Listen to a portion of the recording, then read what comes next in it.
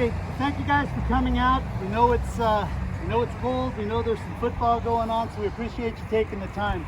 My name is Pat Lee, and I just want more than anything to just make sure before we even start, there's going to be some other people here, perhaps. They may not agree with what we're thinking, and some of you may not. We're going to be respectful. We're going to be kind. We're going to be polite. We may have a problem with the issue. We're not going after people. Okay, so anybody has an opportunity to speak. You'll have a 5-minute opportunity. Get with Mike, he can make this happen for you. And other than that, these gentlemen will take care of you. Mike Wilson, he's the Facebook presence for our campaign if you will. And Mike Mitchell, and you've all probably heard of him on Nextdoor. So with that, Mike Wilson. Can you guys hear me in the back? If we can, try to scoot up. It's about as loud as it's going to go.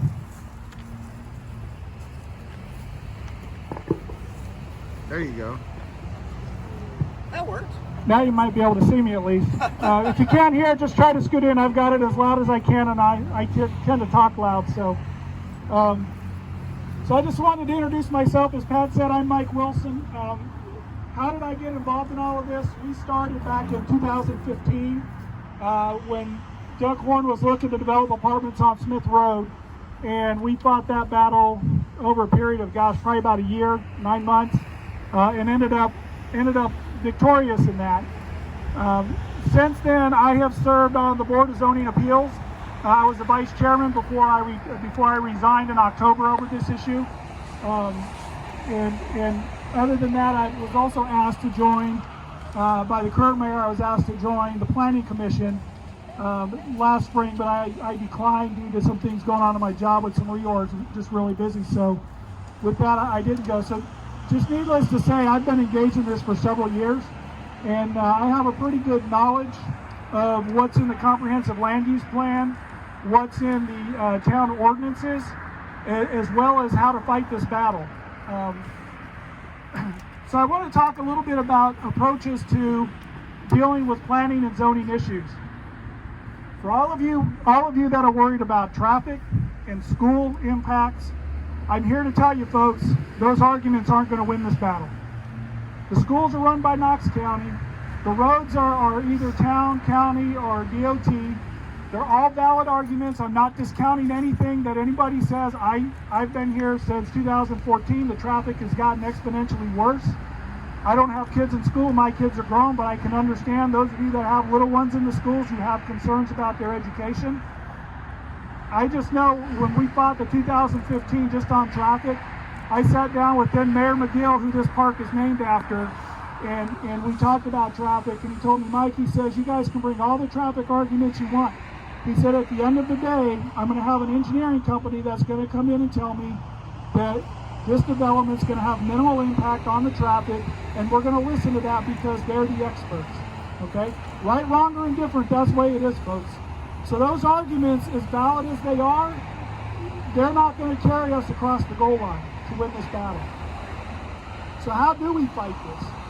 Understand the Board of Mayor and Aldermen and the Planning Commission don't just get to say, hey, we approve this, we deny this. That's not how it works. They have to follow the ordinances of the town as they're written, or they have to change them. And they're supposed to follow, in spirit, the comprehensive land use plan. Now, portions of that plan have been adopted and are in the ordinance, and that would be the mixed-use town center area. The rest of the comprehensive land use plan has not been adopted by the Board of Mayor and Aldermen and is not ordinance. I have encouraged them since 2015 to adopt that whole plan so that we all know the field that we're playing on, but they haven't done that.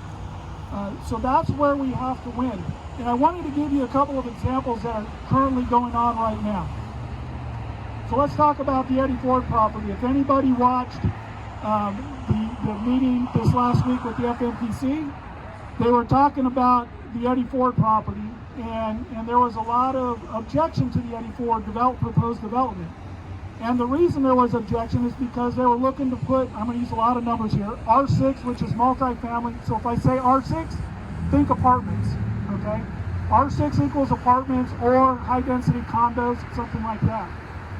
So they they wanted to put an R6 neighborhood in next to two lower density neighborhoods. One's an R3 and one's an R4. Don't worry about the numbers, they're just lower density. What the plan says is that you have to transition that density. So when you look at how the development works, on the main road here you would have commercial. Behind commercial you would have a higher density residential, say an R6, apartments, maybe an R4 and R5 that's townhomes, and then you go back into your single family neighborhoods as you back away from the main roads. Okay? That's to protect all of us that have our investments in the town of Farragut in the way of our mortgage payments every month. Okay? That's the purpose of that. So on the Doug Horn property, I've talked with Mr. Horn and one of his associates, and I can tell you exactly what Mr. Horn's probably going to do. If they pass this PCD ordinance change this Thursday, Mr. Horn's going to come in with a PCD development. That's a planned commercial development district. All that means is that he's building commercial, office, shops, and housing on the same piece of property in one development. That's what planned commercial development district is. So if they change to that, what he's going to do is he's going to come in. His challenge is that lot is so narrow that he has to find a way to transition the density. All he has to do is put townhomes around the outside, in between the existing neighborhoods, and put his apartments in the middle.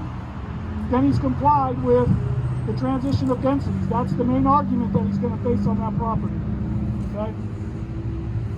As well, the key change with this planned commercial development district is they're allowing apartments on the first floor of the buildings. If you look at the comprehensive land use plan, I put a couple of illustrations on the table of what it was supposed to look like. It was supposed to be commercial shops, high glass, on the ground floor, apartments on the top, or condos on the top, to give you that market square kind of feeling. You do a lot of shopping, you walk through, it's very visible, very interesting. With that they call vertical development. You'll hear this in the Planning Commission and the Board of Mayor and all meetings. So that's a vertical style development. What they've done is the town wholesale changed that to a horizontal development, which is commercial in the front, apartments in the back. So business in the front, party in the back, I guess, however you want to look at it. Kind of like having a mullet. So that's a pretty big change. So if you look at the drawings I put over there, what you're immediately going to notice is about the back third of that mixed-use town center area that was going to be shops over here now becomes an apartment building. So these are the kinds of things that we have to address. What's going on with the plan? What's going on with the ordinances? That's where the battle is fought and won. Okay? Again, I appreciate everyone's concerns with schools, traffic, and all of that, but no, the battle is won in the trenches of that ordinance and that plan. I also want to talk about the property north of Ingalls, and I see several of my fellow neighbors when I used to live in Baldwin Park out there. Okay? That property north of Ingalls, I know exactly where that idea came from. The guy standing right here. We met with Doug Horn, a couple of us did, after the Smith Road debacle. He lost that battle, and we started working on the assisted living facility that's there now, getting that approved. And Doug asked us at that point, okay, so if I wanted to do something here, how would I do that? I said, well, Gary Keckley, the person that owns the assisted living facility, he already had this idea. His idea was, I'm going to put a senior apartment community or condos on that piece of property behind the old Ingalls so that it lines up with the assisted living facility and all of that. That's exactly what he's doing. So here's where the only thing stopping right now, just to give you an idea how this battle is fought, the only thing stopping that development is the future land use plan. If Doug is able to talk to Board of Mayor and Alderman into changing the future land use plan to high density residential, that development will go in. Because he's complying with every other part of the land use plan and the ordinance. So as long as he does that, if he can change the future land use plan, that'll happen. So that's where these battles have to be fought. That is using those documents. So how did we win Smith Road Apartments? Smith Road Apartments, we did some interesting things. We held a meeting much like this one, but it was inside and much warmer, and we had PowerPoint. We talked about that, and we had, when we did that meeting, it was the week before the vote. We had the developer come down from Wisconsin. We invited them. They had somebody come in there and take notes. In between that meeting and the next meeting that we did with the town, I went back and looked at the R6 zoning ordinance. And in the R6 zoning ordinance, it states, anything developed under R6 must comply with all of the plans that have been implemented in the town. Well, we could show multiple ways that that apartment complex, it was going to be walled, it wasn't going to be connected, it didn't have the proper transitions to Baldwin Park. So we were able to show that that didn't comply. And my closing argument in that whole conversation was this: it's a real shame if you allow this property to be rezoned, and then when they come in with the site plan, you don't allow them to develop the property because it doesn't comply with the comprehensive land use plan. And that was the nail in the coffin. That was it. They couldn't push it forward because there's no way they're going to let them spend millions of dollars to rezone that property and then not build on it. And Doug Horn, when that meeting was over, Doug Horn walked by me and he said we couldn't defeat that argument. That's how we have to win, folks. That's the battle we're facing. So, as much as we think everybody on the town's in the take, I've worked with these folks. They're not. They're all volunteers. They're not getting paid. They're trying to do the right thing. You know, it is what it is. They take a lot of heat from it, you know, for what they try to do. So, you know, as you write comments, be respectful. Challenge them on what's in the ordinance and what's in the land use plan. Challenge them on the impacts on the community, but do it in a respectful way. So we'll get the questions at the end, Chris. I know you want to ask a lot probably of us. So how did I get involved in this? This process has been going on for quite a while. Back at the end of September, or mid-September, they held an FMPC meeting at which there was an item on the agenda that talked about changes to the comprehensive land use plan language. Prior to that, the meeting that they hold is called the staff developer meeting. That language on that staff developer meeting item was that those changes were tied to the Biddle Farm property. When they did the planning commission meeting, they weren't. So what happened is probably many of you sent in comments about the apartments coming in and that you weren't happy. Those items were not read into the record for that particular item. What happened is they said, oh, these are about apartments, we'll put them in citizens forum at the end of the discussion. Even though I know Mike Mitchell, his comments specifically addressed the line item out of the agenda that he wanted his comments to go to. So some people, probably Mike Mitchell, reached out to me. Plus I saw several complaints on the Facebook page. And so I reached out and started having conversations with folks in the town. And as part of that conversation, I was having a conversation questioning why isn't significant public outreach done? And we'll get to that here in a little bit about why that was really important and why I think that is the defining issue regarding this conversation and these apartments and what's going on in the town. So what had to happen for Biddle Farm to create that development? There's two things. One, they had to modify the planned commercial development district to allow apartments on the ground floor. Okay? If you look at the comprehensive land use plan from 2012, and if you want to see it, I have it in my bag. The town center was across the whole town center, which includes the property next to Kohl's, this property behind you, the property behind the 35 here, all the way down to West End Center where the Firestone and the McDonald's is at. That's all town center. The Biddle Farm property in this area back in here, that was all designated mixed-use town center. So what they did is, in order to get this vertical or the horizontal development on the Biddle Farm property, they had to change that planned commercial development district zoning ordinance to allow apartments on the ground floor. That creates a problem, because the moment you change that ordinance, you don't just change it for the Biddle Farm. You change it for everything in the mixed-use town center. So if somebody wanted to buy this shopping center back here and build a planned commercial development district and put apartments and commercial over there, the PCD would be open for them to do that. Okay, now they would have to get it rezoned. I'm sure this property behind us is commercial. They would have to get it rezoned to PCD first, but they could make a good argument that that's a smart move. The other thing that happened, as they decided, Mr. Horn came in and said, hey, I want to do the same thing on Eddie Ford's property. I want to put in, some commercial, some apartments and townhomes or condos in the back end of that property. that creates a problem. So what happened is the town pushed through changes to the comprehensive land use plan for the mixed-use town center area.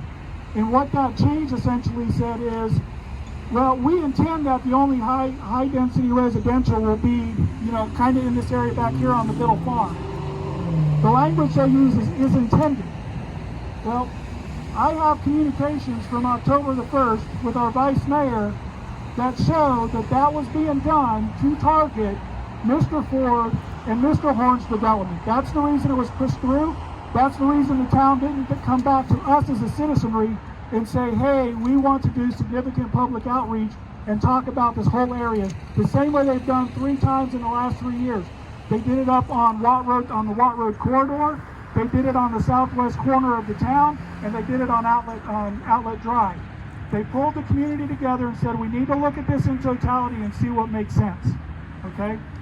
The decision to do those things was coming out of something called the FMPC Steering Committee. I was on the original FMP Steering Committee for about 6 months, and they held meetings during the day, and I just couldn't get down from Oak Ridge to attend the meetings. Okay?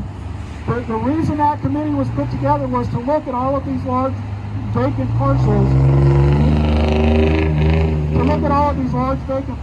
and determine should they still be medium density, low density. That was part of why that was put together. They opted not to do it on this piece of land. Okay, so those are the 2 major things that have to happen: the PCD change to allow apartments on the ground floor, and then they changed the land use plan to try to restrict that to 1 location. Now, some of you are probably saying that's a great thing. It creates a problem. When you start treating this developer this way, and if you go back and you start reading through the language, some of the stuff that was said was, at the staff developer meeting, I think it was in August, they handed the zoning ordinance to the developer and said, tell us what changes you need to make in order to develop the Biddle farm property. Okay? Don't take my word for it. Go look at the town's write-up for the FMPC meeting in September. Mark Shipley states that directly in his comments, that they handed that and asked for those comments of what do you need to change. Okay, and then like I said, after Mr. Horn came in, they decided, okay, we got a problem, now we got to change the CLUP. So my argument in all of this, folks, I will tell you from the get-go, I have understood that the mixed-use town center would have high-density residential in it of some form. I've known that since I got involved in this in 2015. The 2012 plan had it. Back in 2008, 2009, when they started working on the Ford property development, before that fell through, they had it included in there. I always knew it was coming, and I wasn't surprised when it was coming. The thing is they changed what it looks like, and it's no longer, to me, a town center. To me, now it's an urban development, because you have some commercial property on the front and large-scale apartments on the back. So I have consistently argued that this is a major update, and it requires the significant public outreach called for on page 6 of the comprehensive land use plan. Okay, now the town attorney will tell you, well, that language is kind of, what's this word he uses, Mike? Oh, he said adjectives. Yeah, they're adjectives and they don't really mean anything. Well, if you look in the plan, it actually defines what a major update is, and then it gives a reference back to the documents in the appendices of what was done to build the original plan or update the plan in 2012 is what's supposed to be done. It's happened 3 times in the last 3 years. Okay? So with all of that, my argument has been what we're not getting now is that walkable, high glass shopping district, market square town feel that we all expected. And if you're going to make that drastic of a change, you had a responsibility to come to us. I will be the first one to say, they don't have a legal responsibility to come to us. It's in the plan. The plan is not the ordinance, if you remember 15 minutes ago. Okay? But if you read a book called The Leadership Challenge, the authors say you build your integrity and your credibility by doing what you said you would do. In 2012, we all agreed that if there was a major update to the plan, that the process was significant public outreach and we come together as a community. This is the disenfranchisement of your rights as a sound citizen to have input to what's going on in this plan. I'm saying bring the developers, bring the town citizens, bring the town, Bring everybody who wants to come, and let's figure out what the mixed-use town center should look like. If we can't build it the way we expected in 2012, then we should all get together and decide, okay, if we can't do that, what should we do, and where should we do it? Maybe the town center doesn't need to be as big as we originally thought it was.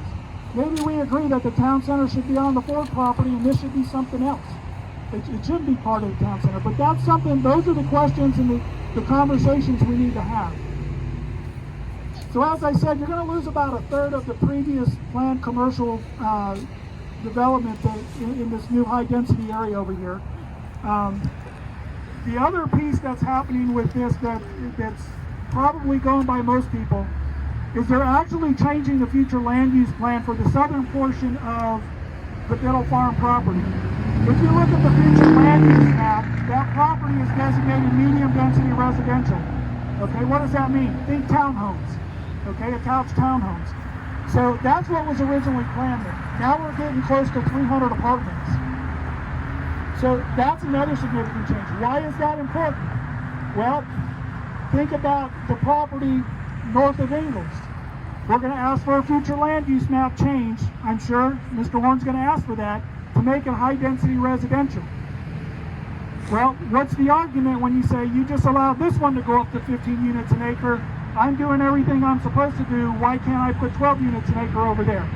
That's the longer ramifications of what happens when the towns start acting on their own. Okay?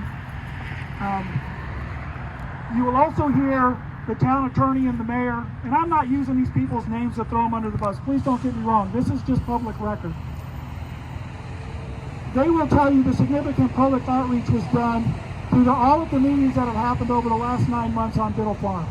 Folks, that's not significant public outreach. Those are public meetings. They're public discussions.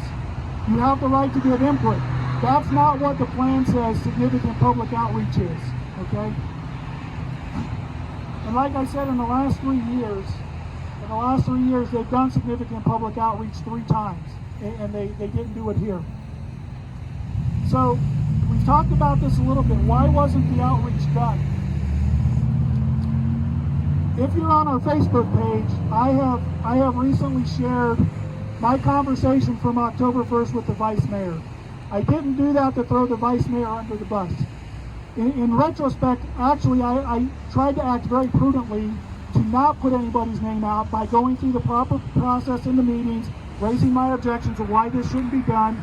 On December 8th, I sent a letter to the entire board of mayor and aldermen that included the comments and the quotes that are now out in the public, I've now placed out in the public to say, hey, you've targeted this other developer over here. You guys need to cease and desist and really talk with us about what you want to do. Okay? I'm not going to go through those quotes because I think they're fairly damning. But just know, I think all of us ought to be very concerned, regardless of what happens with these apartments. All of us ought to be very, very concerned when one of our public officials takes an official action on the town, knowing that a developer and a landowner are looking to do something that specifically targets them to stop them from doing it. Whether you like apartments or not, whether you want apartments on Eddie Ford's property or not, that's not the point. We should not operate as a town where our town officials are taking action to stop stuff that has been on the books for 12 years. Or 8 years, sorry. On the books for 8 years, this is what was planned. During the meeting when that change happened with the board of mayor and aldermen, Dr. Warren's attorney was on that call and said, if y'all did this before you knew about us or anything like that, your hands are clean, but if you didn't, you have a problem. Well, guess what, folks? They knew Mr. Ford and Mr. Warren had a development they wanted to do when they pushed those amendments through to the comprehensive land use plan to stop it. I think that's fundamentally unfair. I think it's unjust, and I don't think it should be happening in a town affair, regardless of if they're apartments or not. That's part of the reason that and the fact that they weren't reaching out to the community to talk about what's going on in the mixed-use town center was the reason I submitted my resignation letter from the Board of Zoning Appeals the night that vote was held. I think it was October the 8th. That's the reason I stepped away from the BZA and told the mayor I can no longer support this administration. Well done. So what you will see if you read those comments is you realize there was an alternative reason why this didn't come to us. There just wasn't time. There wasn't time for them to do significant public outreach and try to address the whole mixed-use town center. And so they pushed it through without us, which I think is fundamentally wrong. So what's the fallout from this approach they've used? Well, first, as I just said, we have an elected official that took action against landowners and a developer that they knew about and tried to stop or push through an official action to stop that development. Meanwhile, you read in the paper how they treat everybody equally. That was in the paper probably 3 or 4 editions ago, about how they look at all of these things individually and they treat everybody equally. Second, as I've already kind of stated, that change to the planned commercial development zoning district applies to the entire mixed-use town center once it's approved. So there is commercial property behind the 35 north here. There is some commercial property back there that they looked at doing a vertical development. That fell through a couple of years ago. They couldn't get the funding. Ford property. You have other property behind the town hall, although that's the future land use plan shows that as medium density residential, so I don't think they would ever get there. And of course, Biddle Farm. And as I said earlier, this idea that they changed the land use plan to stop this, their language is intended.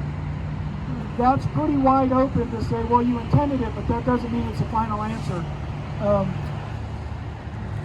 And as I said earlier, the changes to the future land use plan, and in particular, changing the zoning and density on the south end of the Biddle Farm sets a precedence for these other vacant lots. So where are we at right now? And I'm getting close to being finished. Where are we at right now? On Thursday, there's 3 things that are going up for a vote. Ordinance 21-01 changes the future land use map, expanding the mixed-use town center area to the south end of Biddle Farm. Ordinance 2102 is the rezoning request to change the zoning to the PCD district. So that's the Biddle Farm rezoning request. Ordinance 2103 amends the PCD district to allow for apartments on the ground floor when using the PCD district in the mixed-use town center area. So one of my arguments and questions I raised with the town when this stuff was going up is, why are you approving a rezoning request that doesn't comply with the current, let me back up. When you do a planned commercial development district, you have to have a site plan approved and a developmental plan approved. So that's already got a tentative approval from the Planning Commission. So why in the world would you approve on first reading a rezoning request that doesn't even comply with the current zoning ordinance? And this was very easy to see. You had 2 things on the agenda last time. Item number 2 was the rezoning request to change the Biddle Farm, and then item number 3 on that agenda was to change the zoning ordinance so that the rezoning on the Biddle Farm complied with the zoning ordinance. Doesn't make sense. I raised that question. My comments go in. No one ever talks about it in the meetings. Okay? So this is the final set of votes to approve the Biddle property. These 3 things go through on Thursday. It's a done deal. The property's rezoned. Okay? Once rezoned, the PCD landowner is well within her rights to develop that land. Okay? We can't stop it. Here's the thing.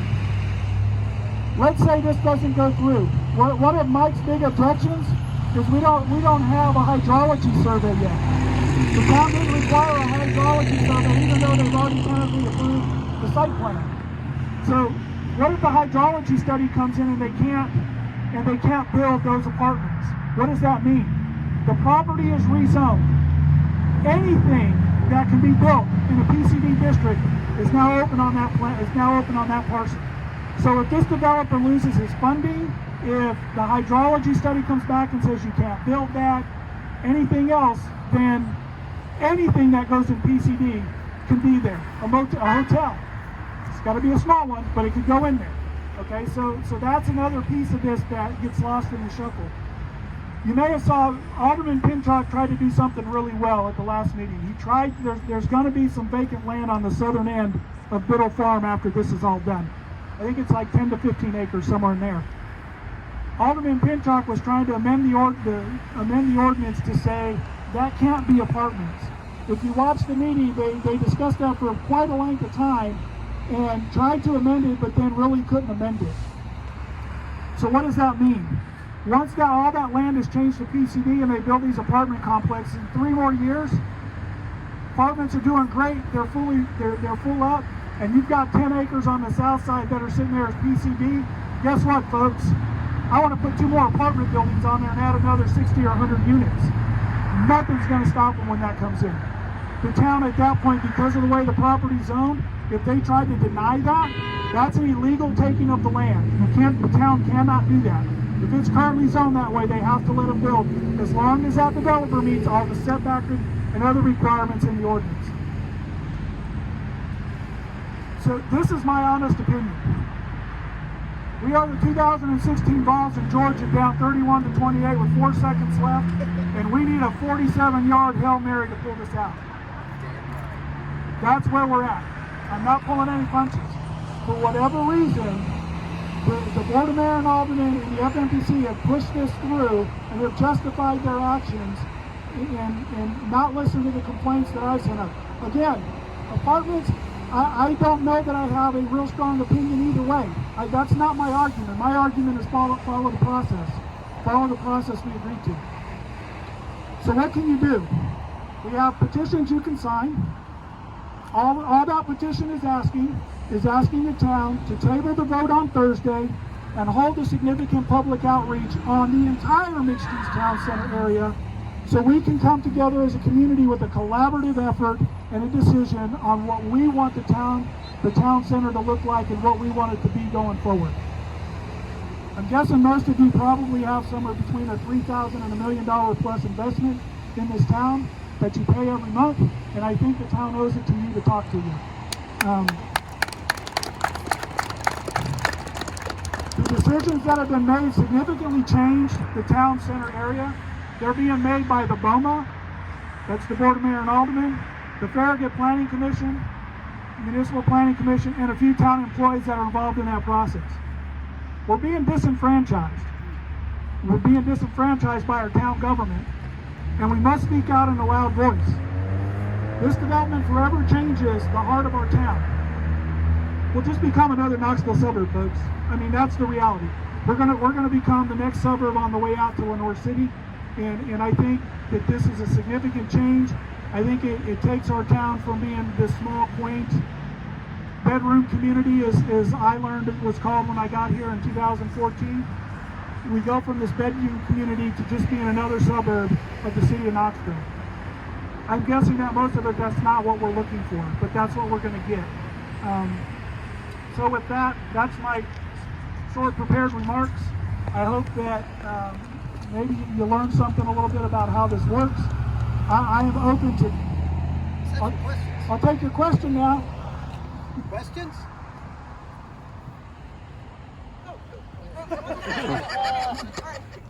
One comment and one question. Okay. If the board is not able to block the Ford property from being developed, how come they can solicit? We can't hear you. Please come up to speak in the microphone. Okay. Just come up close so I can hear you, and I'll repeat it. Okay.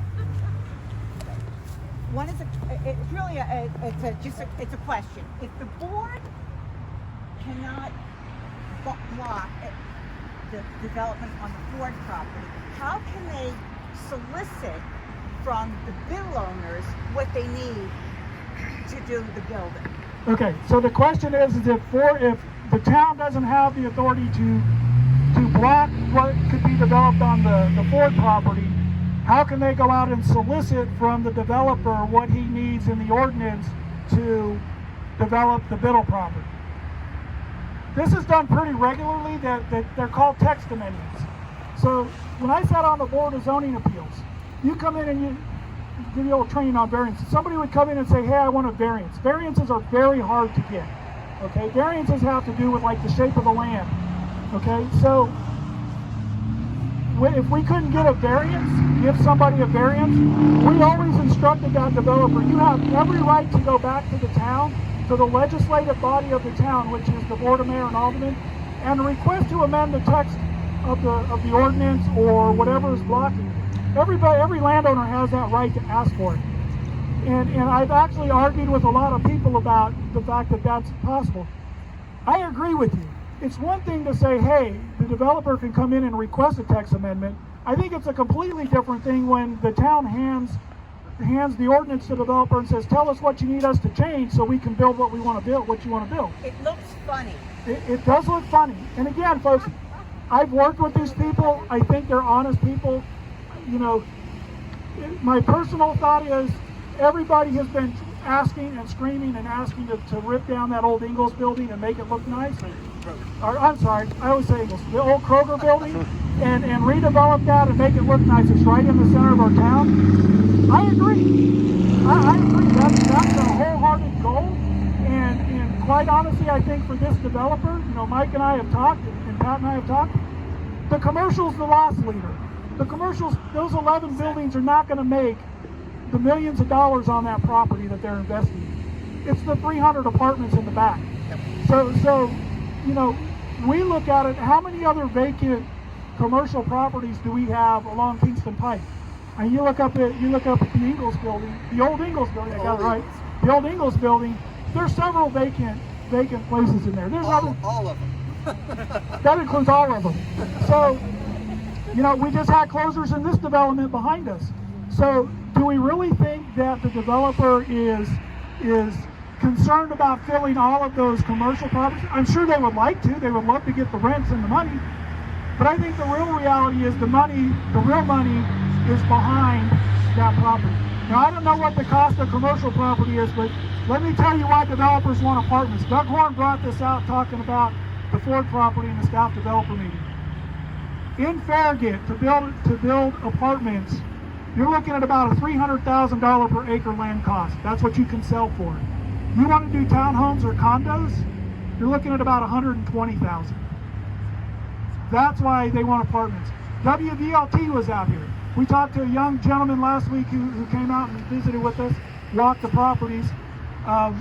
You know, they're doing a story on how much rents are going up. There's a high demand for this. If you've watched the news, a lot of people, how many people never, didn't grow up in Knoxville here? A lot of us are transplants in, and it's growing more quickly.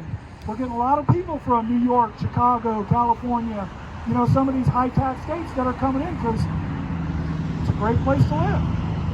Beautiful country. You can get a nice place for a lot less money and pay a lot less tax. So folks are coming into this area, and there's a high demand for housing. So apartments is one of those things. Now, we did happen to ask that young gentleman, I did. I asked him where he lived. He said, well, further down in West Knoxville. I said, well, would you rent an apartment in Farragut? He said, well, no, I wouldn't come out here. And he's like probably 25 or 26. He said, I wouldn't come out here. He said, this is where you come when you want to buy a house and settle down and raise a family. This isn't where you come for nightlife. So, there is some thought that if maybe it's that old baseball adage, if we build it, they will come. If we build a lot of these apartments and we throw in all of this nightlife, then these young professionals are all going to show up and sit in the restaurant and eat a $50 steak dinner and buy expensive drinks, which helps everybody out. I just don't know if I was 25 that Farragut was beckoning me to come live here, this far. And he exactly said, it's too far from downtown Knoxville where I want to be down on Market Square with my friends on the campus.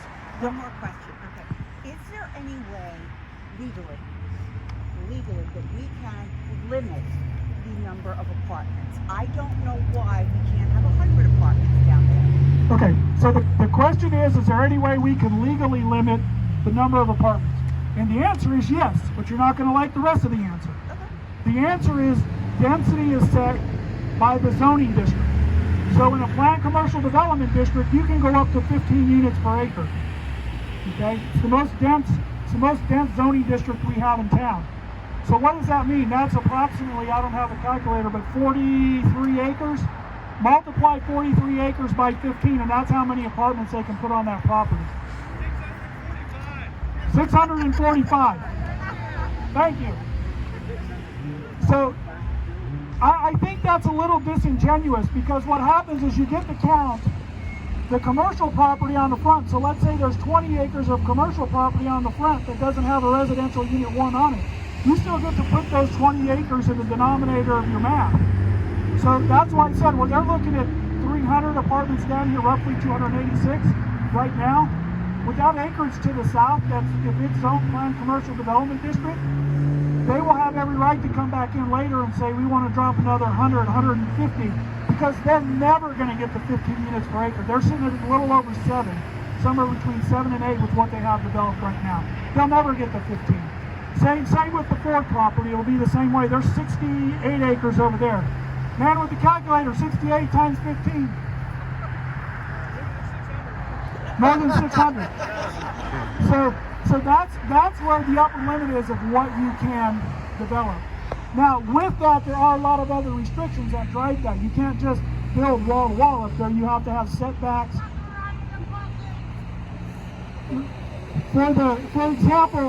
For example, if you watch the meeting when they were changing the comprehensive land use plan, what was the reason that all of the board of mayor and aldermen told us they were doing that? Anyone know? The answer was to protect the surrounding properties. We have to protect the existing properties.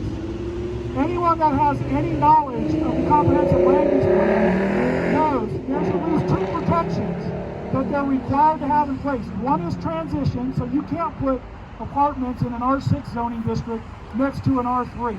Can't do it. The plan says you have to transition either internal to the property or you have to have separate development, R6, R3, and different pieces of property. That's one. 2, if you look in the mixed-use town center in the R6 zoning district, it tells the town you cannot put an apartment building within 100 feet of a periphery property line if that property has lower density residential. Okay? So those are 2 protections that were already existing. Third, if you look at the future land use map that's on the table over there, and if you get out a ruler, which I did, it's not exact, the back end of the mixed-use town center on the Ford property is approximately 700 to 800 feet from the residential properties behind them. What's in between that mixed-use town center and that residential property? Medium density residential. So you put your mixed-use town center in, behind it you put in townhomes, condos, you feather the density back till you get to the single-family existing homes. I argued and I brought that point up at the Planning Commission to say that's a straw man argument. If you've read my opinion pieces in the Farragut Press, I've raised it. That's a straw man argument. Why did they really do it? October the 1st discussion, I know why they did it. They pushed it through, they made the changes because they were trying to stop that development on the Ford property, but they wanted to approve this one, and they were doing it on their own. That's my take, that's my argument. Others disagreed, but I think it's a valid point. Do we have any other questions? I know you wanted to say something. Yeah, I did want to say something, but when you first started to talk, my thing is about the schools and the traffic and what Farragut looks like and what well, really? Okay. When he first started talking, I had some things that I written down and I had wanted to say that he's telling us that we can't say anything. More? Huh? Okay, there I Work the mic. Okay. There you go. Okay, should I start over? Yeah. Okay. Hit it from So when he first started talking, I had wanted to say something. But what he mentioned was that we can't say anything about traffic, we can't say anything about the schools, and that's one of the things I wanted to say. I'll clarify that. Okay, but that being said, okay, you're using words that maybe everybody else here understands, but I don't, okay, or ordinances and stuff like that. So if we write a letter, what do we say? I mean, we're not, if we mention traffic or if we mention schools, it's going to be thrown out, right? No, it'll be read into the record. Let me answer your question. So, what I'm saying is, if the only argument you're bringing to the table is traffic and schools, that doesn't win the day. That doesn't mean you don't make the argument. Okay? So here's how you make the argument. Part of what the Planning Commission and the Board of Mayor and Aldermen's responsibility is to plan for the future and to do things like have a plan on how our roads are going to be developed due to expansion of all of these neighborhoods, etc. So here's the point that you should bring. If you're going to talk about traffic, the way the question should be raised is that you have a concern. What has the town done in the road plan to account for 3 300 apartments going on this property, which wasn't planned for in 2012. How are you planning for that traffic impact? That's a responsibility of the Board of Mayor and Aldermen and the Planning Commission to plan for that. So that's how I would raise the traffic question. The school question. In considering this, what discussions have you had with Knox County schools about the influx of students that's expected? Now, Vice Mayor Poplin and a lot of Board Mayor and Aldermen will tell you, and these apartment complexes aren't going to yield very many students, okay? They're going to cite some study. Again, these studies get done, and that's what they fall back to, okay? We know anecdotally that that's probably not true, but again, that the question, what you need to do is challenge them on their responsibility to the community. What have you done with Knox County School Board to address this? One of the things we learned was they actually had a discussion with Knox County schools about staggering the start times of the high school and the middle school. That's not gonna work. Well, it's not going to work. But was that an official discussion? The feedback I got from the mayor was that it was more of a conversation and something that got brought up. But again, why would you go out and have that conversation if you're not talking to the residents that are going to have to live with it? So challenge them on their responsibilities. What have you done? What are you doing to plan for traffic? One of our planning commissioners stood up. I forget his name. Bellamy. He actually stood up and talked about this intersection right here and said we need to expand the turn lanes if we're going to do this. And immediately got shut down that we can't expand that because it's going to take away from our walkable community. Well, then the question is, what are we going to do? I mean, and this is the questions that need to be asked to leadership. So what are you doing to address this? This is your responsibility as the Planning Commission and as the Board of Mayor and Aldermen. So that's how I would address your questions on traffic and school. Mike, Can I help a little? sure. Hi, everybody. I'm Mike Mitchell, and very briefly, I know it's cold. Thank you. So, five years. Okay. Be a better target. Just kidding. 5 years ago, we went through this